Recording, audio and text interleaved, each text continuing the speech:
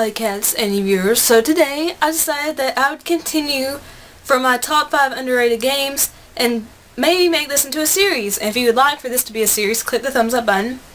But let's get started. Okay, these are in no particular order, but number 5 that you should definitely check out and play is Eat Lead, The Return of Matt Hazard. It's available for Xbox 360, PS3, and I believe PC. Don't quote me on that though. And Eat Lead is just hilarious. I laughed so much during this game. And if you enjoy Deadpool's sense of humor or even Duke Nukem Forever's, then you'll probably love Eat Lead. It parodies so many different video games. Halo, Mass Effect, Hitman, and it stars Will Arnett as Matt Hazard and Neil Patrick Harris as his enemy. And the game is just great. I mean, there's so many different segments. There's shooting. Well, it's mostly shooting, okay? But you can use a water pistol to kill enemies. And it's just hilarious. And QA is just a great sidekick or archenemy, depending on which one you get. But this game is so underrated. And it was made by D3 and Vicious Cycle, which I think they shuttered, which is sad. But it's a great game. It's pretty cheap too. I think it's like $6 used at GameStop. Don't quote me on that though. And number 4 is Singularity, which if you have never heard of Singularity, it's a shooter very reminiscent of BioShock, very similar, that has audio logs scattered around. The art style is very similar. The story is you're basically a soldier and you're going to a Russian island and weird stuff starts to happen and you can time travel with the Singularity, and there are a few moral choices. There's not a lot, but it's a great game, and if you like first person shooters, if you liked BioShock, definitely check out Singularity. And number 3 would be Shadows of the Damned. It's a grasshopper manufacturer game. There, I said it. And Suda51 and Shinji Mikami, who created Resident Evil 4 and the original Resident Evil, they made this game, and it's a trip. The main character's name is Garcia effing Hotspur, and his sidekick's name is Johnson, and you go to hell to rescue your girlfriend after she commits suicide.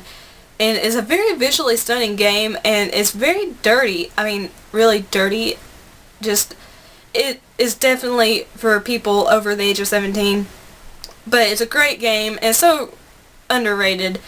And Suda51, he's just a genius in my opinion, but it's a love-or-hate game. Suda51 makes love-or-hate games. He made Lollipop Chainsaw and Killer is Dead, No More Heroes, Killer 7.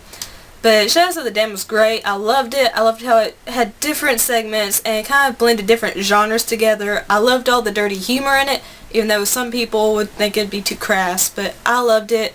Check it out and support Suda51.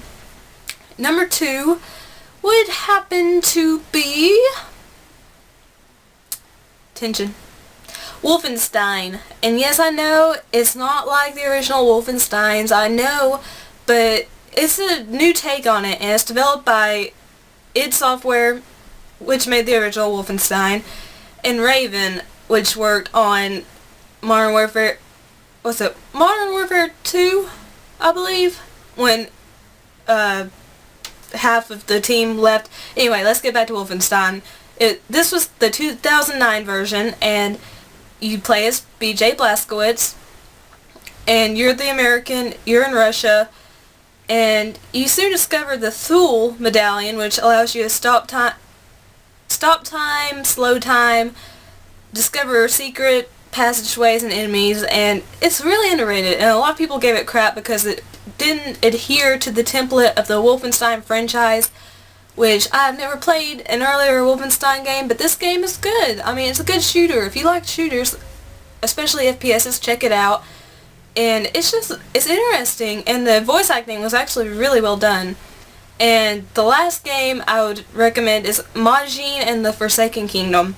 And you probably have never heard this. It came out on the same day as Castlevania Lords of Shadow. But this game is beautiful. It's beautiful, okay? The voice acting is terrible, I will admit it, especially the animals. Your character's name is Tepeyu, and he can talk to animals, and the animals are terribly voice acted. But you're looking for the Majin, whose name is Tewaddle, and you find him, but he's super weak, so you have to go around and find fruit to feed him to make him stronger, and you're fighting the darkness shadows. And it reminded me a lot of Eco and Enslaved Odyssey to the West, and it's a very good platformer. I did get stuck occasionally, but I'm not very good at puzzles.